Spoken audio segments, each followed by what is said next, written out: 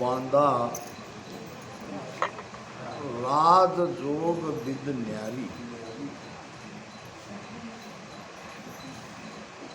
महाराज फरमाते हैं बांधा के माध्यम से हम सबको भक्ति का भेद बता रहे हैं। सत्स्वरूप आनंद पद की भक्ति, वहाँ तक कैसे हम जा सकते हैं। भक्ति के कई प्रकार हैं। क्या इन सभी भक्तियों से हम उस देश तक पहुँच सकते हैं? महाराज कहते हैं कि नहीं। राजयोग की ही भक्ति करनी पड़ेगी। अब राजयोग क्या है? विठ्ठलराव के समाज में महाराज ने कहा है कि राजयोग में वेदन काई, गुरु सोहे तसोई जप भाई। राजयोग में वेदन काई, और यहाँ कह रहे हैं कि राजयोग विद न्यारी। दोनों बातें कह रहे हैं ना। समझना है, जहाँ वाणी में जो समय आया, समय के अनुरूप महाराज ने ज्ञान दिया। विठ्ठलराव को सद्गुरु के प्रति भ्रम दूर करना था, तो उसको कहा गया कि जो चाहे सो सतगुरु होई, आनंद ब्रह्म राम कौतुरी। राजा विठ्ठलराव का भ्रम दूर हो, इसलिए उसे कहना पड़ा कि जो भी है ये राजयोग में सद्गुरु सद्गुरु है। सद्गुरु ही विधि है, सद्गुरु से प्रेम ही भेद है। मगर यहाँ बांदा के हरदस में राजयोग की विधि बता रहे हैं। विधि यानी वेद, मार्ग, रास्ता। अब राजयोग क्या है? राजयोग है दोनों श्वासों का मंथन करके सत्शब्द को जगाना और सत्शब्द के आधार से भीतर से सारे कमरों को छेदन करके 10वें द्वार के बाहर निकल जाना। यह है राजयोग। और बाकी योग है, जैसे कि हठ योग है, पवन योग है, सांख्य योग है, अष्टांग योग है। योग कई प्रकार के, मगर हमारा राजयोग, इसको योग करना पड़ रहा है। योग कहना इसलिए पड़ रहा है कि यहाँ भी आत्मा परमात्मा से जुड़ती है, मगर ये उन योग के जैसा कोई क्रिया वाला योग नहीं है। इसमें करनी क्रिया, कर्मकांड ये कोई नहीं है, बाह्य साधना भी नहीं है। यहाँ केवल प्रेम का मार्ग है। प्रेम चाहिए। जो कोई इस राम शब्द को जीभ्या से रटन करते करते उसमें प्रेम और भाव विश्वास से निरंतर इसका सुमिरन करेगा, उसको ये राजयोग का भेद अपने आप भीतर मिल जाएगा। वेद लबेद भेद नहीं पायो, ना दर्शन संसारी। वेद को भी इस राजयोग का भेद नहीं मिला। इसका अर्थ ये है कि चारों वेदों में ये राजयोग की विधि नहीं है। ऋग्वेद, यजुर्वेद, सामवेद, अथर्ववेद, ये चारों वेदों में फिर है क्या? महाराज ने कहा है वेद नाम की शोभा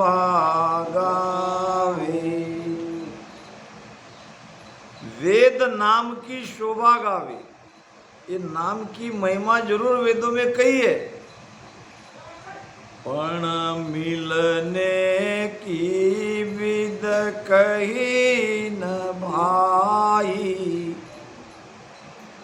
नाम की महिमा तो जरूर की है, मगर वो नाम प्रकट कैसे हो इसकी विधि वेदों में नहीं बताई।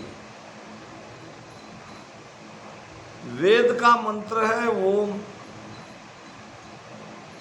ओम का जपा जपा करने से ये कुदरत कला निरंतर नहीं प्रकटता।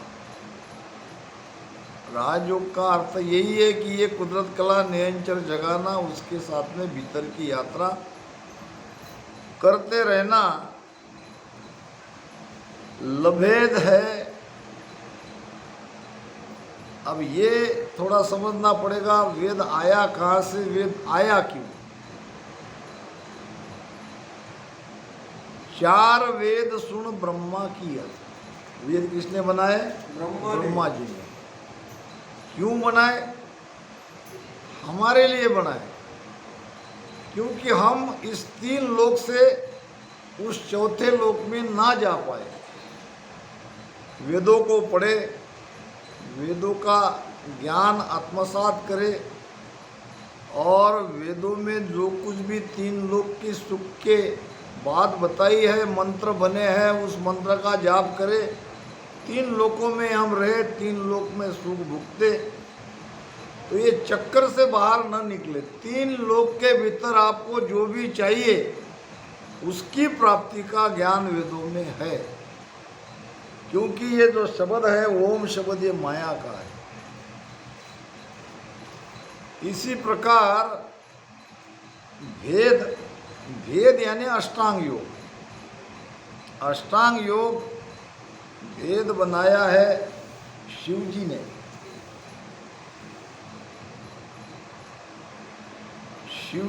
शिव जी से मच्छिंद्रनाथ को, मच्छिंद्रनाथ से गोरक्षनाथ को, और गोरक्षनाथ ने ये हठयोग की साधना, अष्टांग योग की साधना का प्रसार प्रचार जगत में किया। अब इसका मंत्र है सोहम। सोहम मंत्र का जाप करने से हम ब्रह्म तक जाएंगे, 10वें द्वार में जाएंगे, शून्य की स्थिति में पहुंच जाएंगे। मगर ये भेद की साधना करने से भी कुदरत कला नहीं जगती, निरंतर नहीं जगता। फिर आता है लभेद। लभेद का निर्माण आदि माया शक्ति से हुआ है, और आदि माया शक्ति से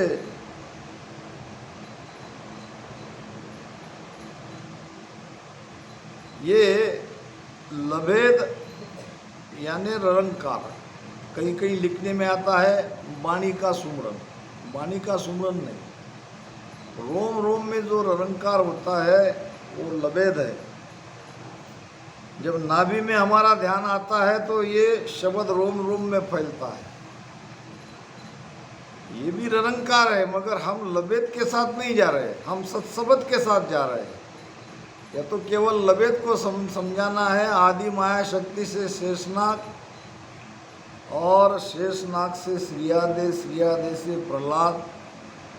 इस प्रकार लभेद का ज्ञान संसार में फैला। तो महाराज कह रहे हैं कि न वेद से, न भेद से, न लभेद से राजयोग की प्राप्ति की जा सकती है। हालांकि इनका भी अपने अपने जगह महत्व है। वेद लभेद भेद नहीं पायो, ना दर्शन संसारी। दर्शन है 6 दर्शनियों का 6 मत है, जोगी, जंगम, सेवड़ा, ब्राह्मण, फकीर, सन्यासी। न 6 दर्शनियों को ये राजयोग का भेद मिला, न संसारी को, न जगत को मिला। अब क्या है ये राजयोग, आगे महापुरुष फरमाएंगे। तज तज राज गया बन बीच,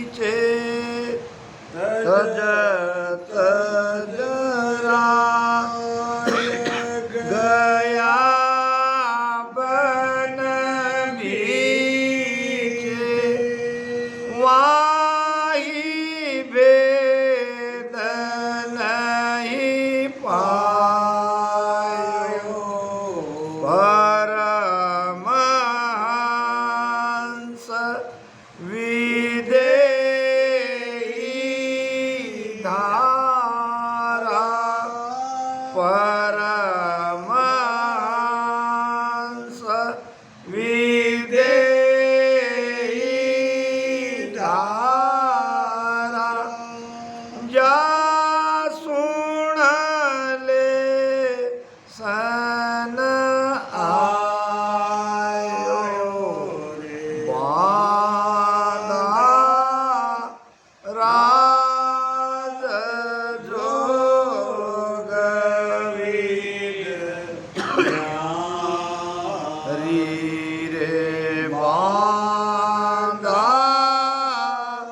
राज जोग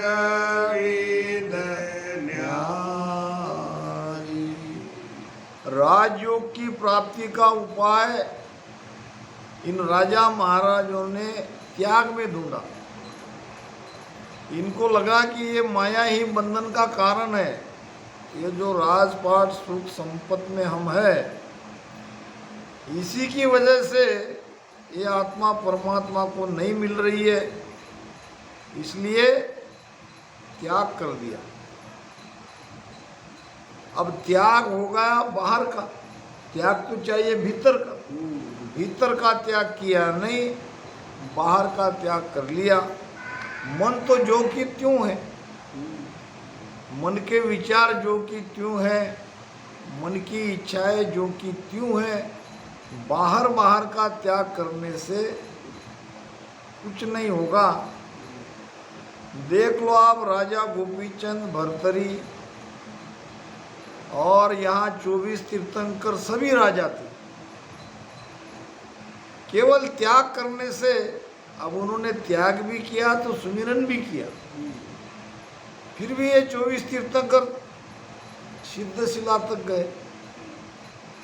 10वां द्वार फोड़ के बाहर नहीं जा सके। क्यों नहीं जा सके? कि नियंचर नहीं आया, राजयोग का भेद नहीं मिला। अगर ये राजयोग की भक्ति मिलती, ये भेद मिल जाता, तो घर में ही रह के उस सत्स्वरूप आनंद पद में जा सकते थे। उसका त्याग का कोई मतलब नहीं था, त्याग की कोई आवश्यकता नहीं थी। भगवान गौतम बुद्ध 12 साल ध्यान साधना करने के बाद आए अपने नगरी में, अपने घर। आते ही पत्नी ने पहला सवाल पूछा कि जो आप ये साधना करके आए हो, क्या इसके लिए हमारा त्याग करना जरूरी था? क्षण भर भी आपने ये विचार नहीं किया कि हमारी नई नई शादी हुई है, एक ही हमको बेटा है, बेटा बहुत छोटा है। आपने तो आपके स्वार्थ के लिए सबको छोड़ के चले गए, मगर हमारा क्या होगा? हमारा विचार नहीं किया। हम किसके आधार से रहेंगे ये भी आपने सोचा नहीं, और त्याग करके चले गए, जंगल चले गए।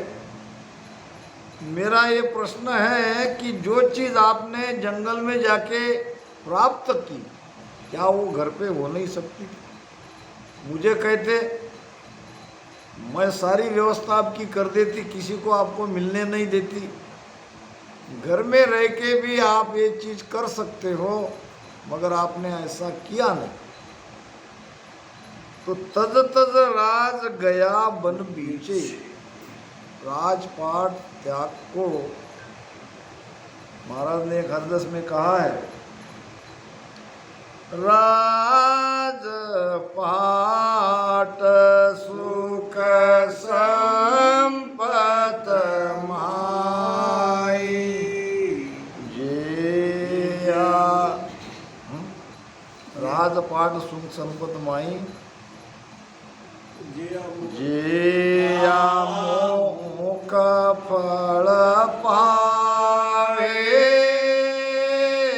राम राजपाट सुख संपत माई जेया मोक फल पावे।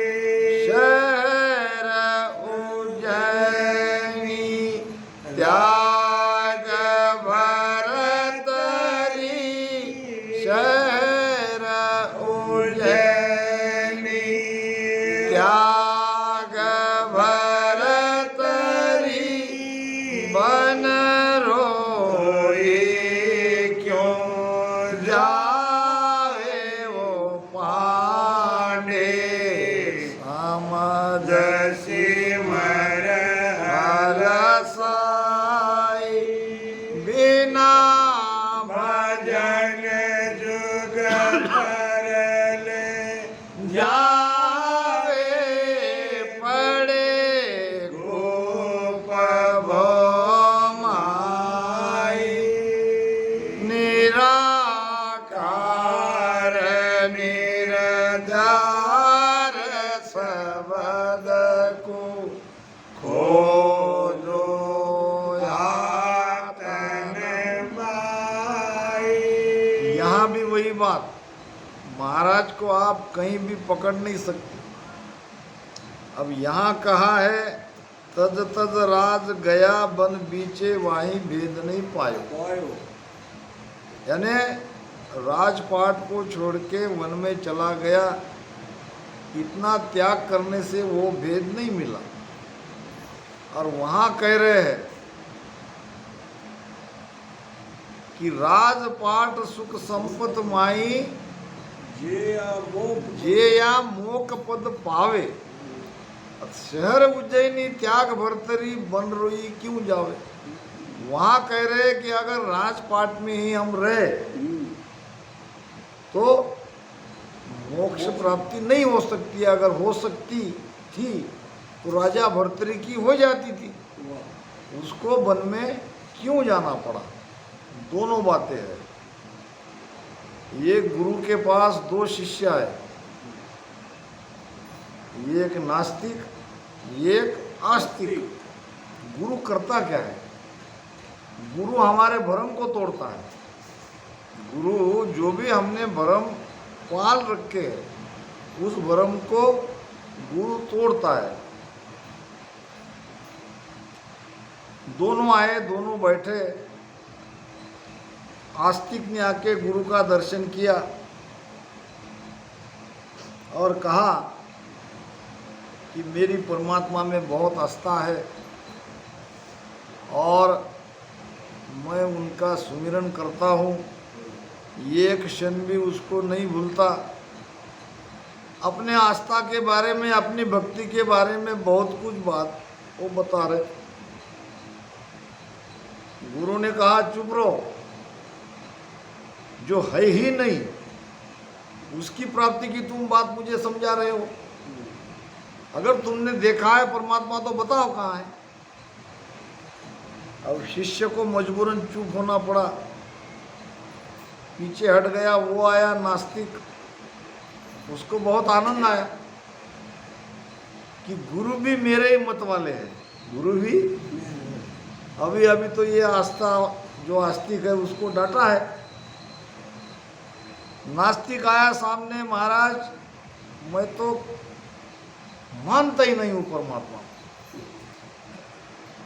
और आज मुझे बहुत आनंद आया, आपके मेरे विचार एक है।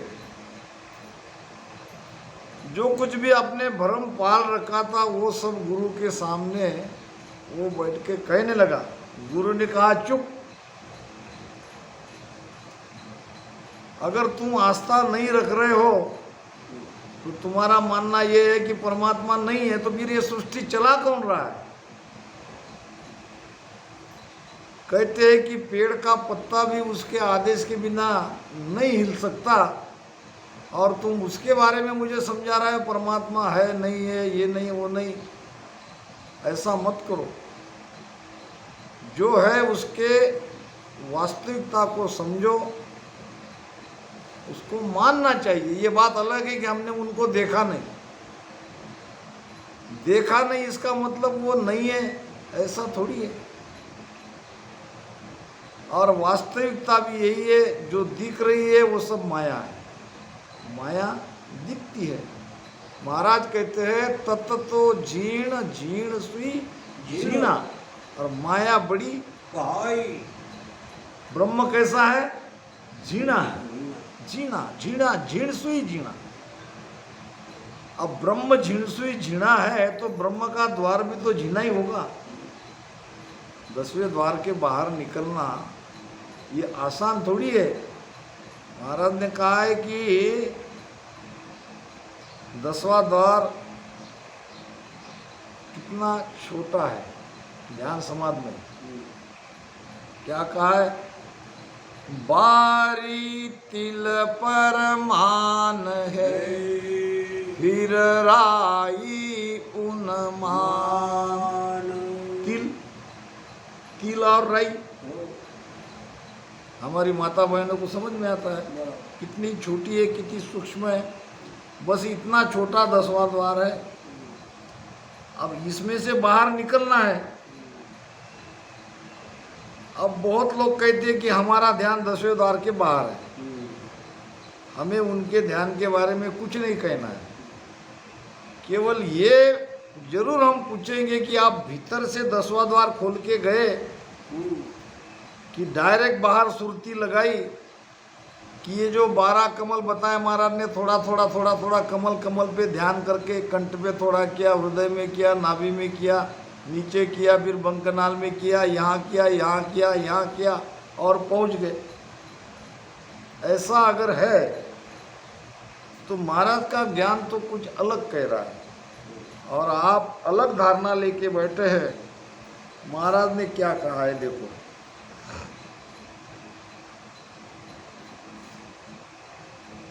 आकाश मंडकू चूर कर लिया सुन्न गढ़ जाए, निर्भय ने जारो पिया, सुख देव काल न खाए। क्या कहा महाराज ने? आकाश मंडकू चूर के। आकाश मंड बाहर है क्या? नहीं, भीतर है। भीतर से ही उसको चूर को यानी लांग के जाना, भीतर से शब्द के साथ ध्यान करते करते उसको पार करना। आकाश मंडकू चूर के लिया शून्यगढ़ जाए। ये शून्यगढ़ है। शून्य यानी जहाँ से हम आए थे वो स्थिति में हम वापस पहुँच गए। कहाँ थे हम? कहाँ से आए?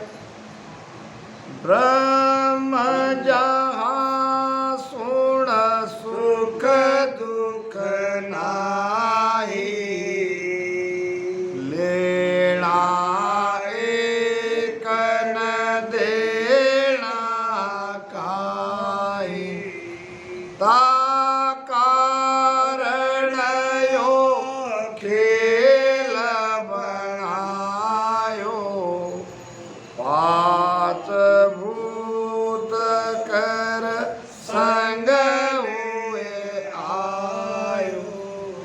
कहाँ थे हम?